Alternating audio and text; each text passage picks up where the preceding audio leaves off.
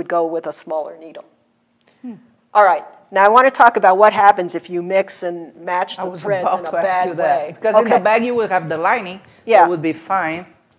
Now sometimes I've wanted to use a smaller needle, but once I start sewing, I actually can see the thread fraying before my eyes in my machine. So unfortunately, I know that if I have to stick with that thread, and I usually do because that's my color that I'm working with, I have to use a bigger needle.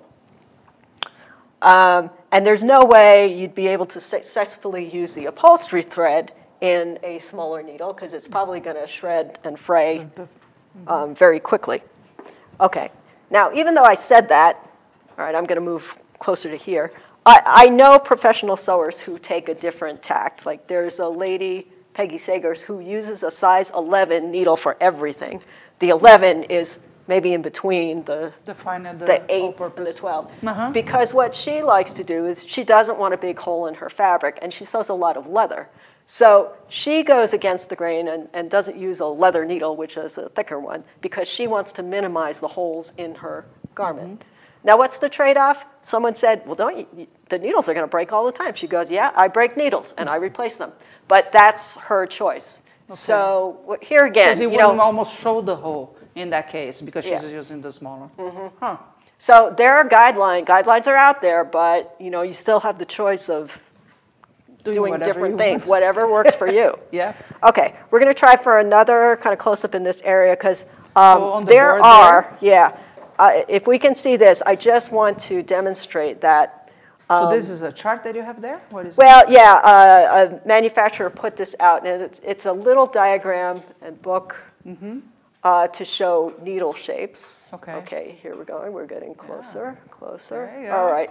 All right, little bit of glare. But what I want you to realize is that if you really get into this and look at different tools and materials, like there are descriptions that show down to the minute detail. You can't see it with the naked eye, but the shapes of the needles for different purposes are different.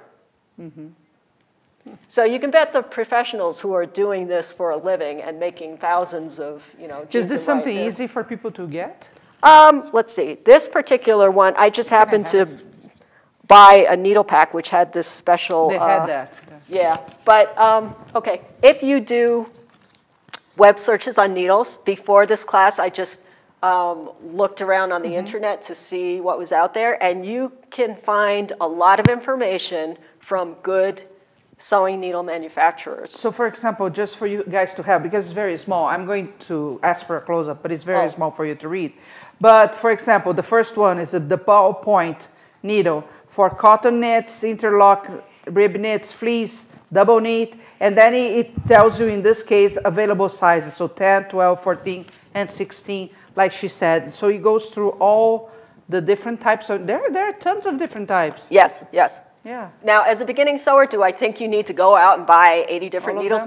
No, I don't. Start off with a universal and, then work your way up. But what I will say, what I do want to make the point of is I encourage people not to start out with knit clothing because there are issues and there's so many variations. I don't think I can adequately give you instructions without seeing you and your fabric. But as Shahar just mentioned, usually you tend to pick a ballpoint needle for a knit, and the reason why is the ballpoint is a little bit duller and it can go between the threads. Just microscopically, it goes between the threads instead of your woven cotton, like punched through.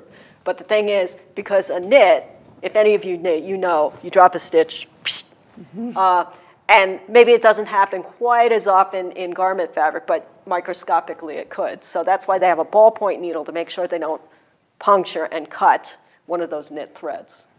Now I have a question for you, and it may be not the wisest question you're going to get. But once you have in the machine the needle, how do I know? Let's say I put this here and I come back a week later. Can't remember what I had for dinner yesterday. So how do I know which needle is this one? Is there a way? Yes, and it's there is a trickier the older you get. There's no way we're going to be able to see this, but on each needle.